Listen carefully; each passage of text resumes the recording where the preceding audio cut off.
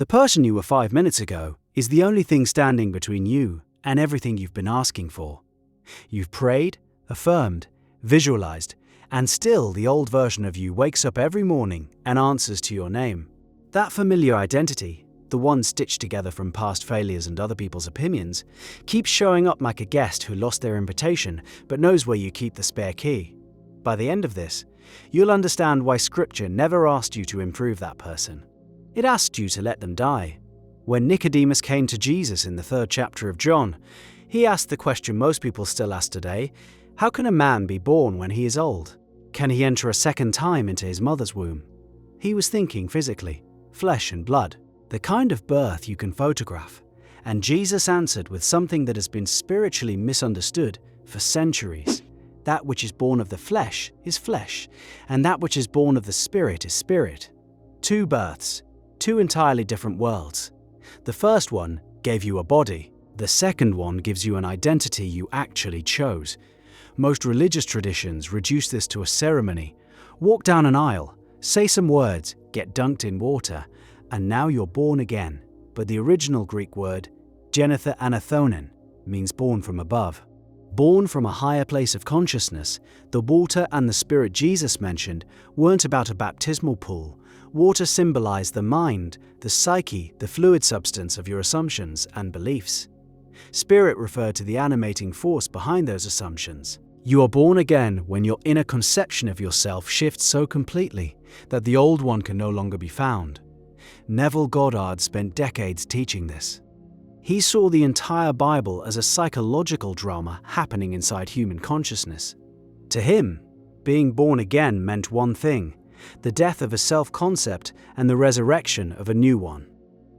The old man Paul writes about in Ephesians, "Put off the old man which is corrupt according to deceitful desires," isn't a moral lecture about sinful behavior.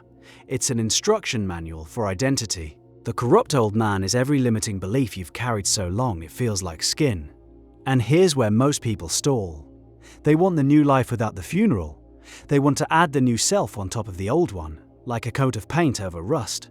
But rust eats through paint, every single time. The old self-concept doesn't quietly retire because you started repeating affirmations in the mirror. It fights, it sends evidence, it recruits your memory as a witness for the prosecution. Remember when you failed? Remember when they left? Remember who you really are. That voice isn't the devil. It's the identity you've been feeding for years, doing exactly what you trained it to do. Killing the old self-concept requires something more uncomfortable than positive thinking. It requires withdrawal. You have to stop giving the old identity your attention, your emotional energy, your agreement. Every time you replay an old story about who you are, I'm bad with money, I always get hurt, people like me don't get those opportunities. You're breathing life into a corpse you claim you want to bury. The mystics called this dying daily. Paul said it plainly in 1 Corinthians, "I die daily." He understood that the old self doesn't die once in a dramatic moment.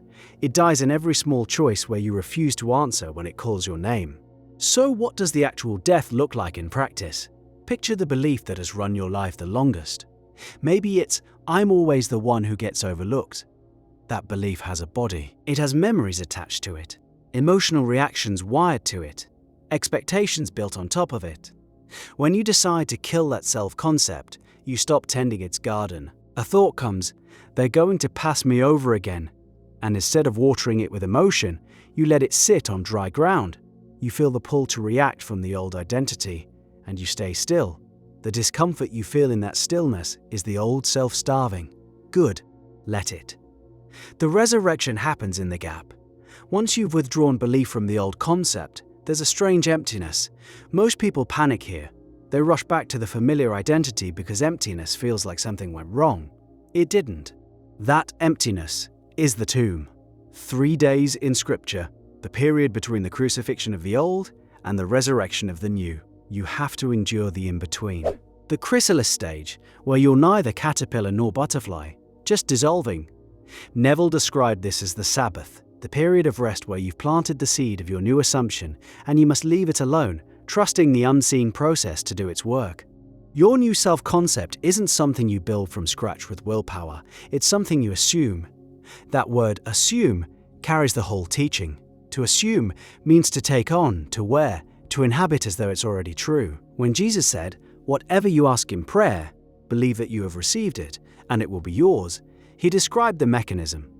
You step into the feeling of the wish fulfilled before a single fact in your outer world confirms it. The old self screams that this is delusion. The spiritual self knows it's creation. Every visible thing in your life right now was once an invisible assumption you wore long enough for it to harden into fact. The reason this feels so difficult is that your old self-concept has allies. Your environment reflects who you've been. Your relationships are calibrated to the old you. Your habits serve the previous identity.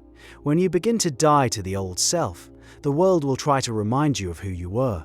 People will treat you according to outdated information. Circumstances will seem to contradict your new assumption. This is the testing ground Scripture talks about when it says, "Count it all joy when you fall into various trials, knowing that the testing of your faith produces patience." The testing isn't punishment. It's the friction between who you're becoming and a world still catching up. There's a detail in the resurrection story that most people skip. When Mary Magdalene saw Jesus after the resurrection, she didn't recognize him. The gardener? She thought. The risen self looks different. When you truly kill the old self-concept and walk out of the tomb wearing a new identity, the people who knew the old you might not recognize what they're seeing. You'll make choices that confuse them. You'll respond to situations differently. You'll stop tolerating what the old self accepted as normal. That disorientation, theirs, and sometimes yours, is evidence the resurrection is working. But you have to guard the new identity with the same ferocity the old one used to guard itself. The old self didn't maintain itself through effort. It maintained itself through unchallenged repetition. Every day you woke up and agreed with the same internal story. You voted for that identity. Now you need that same consistency working in the other direction. When the new self-concept says, "I am the kind of person who receives abundantly," you don't just think it once during meditation. You return to it when the bill arrives. You return to it when the rejection comes. You return to it when the old voice whispers, "Who do you think you're fooling?" You return to it the way the tide returns to the shore, because that's its nature. The born-again experience was never about joining a religion. It was about leaving an identity. The entire biblical narrative, from Genesis to Revelation, tracks a single arc.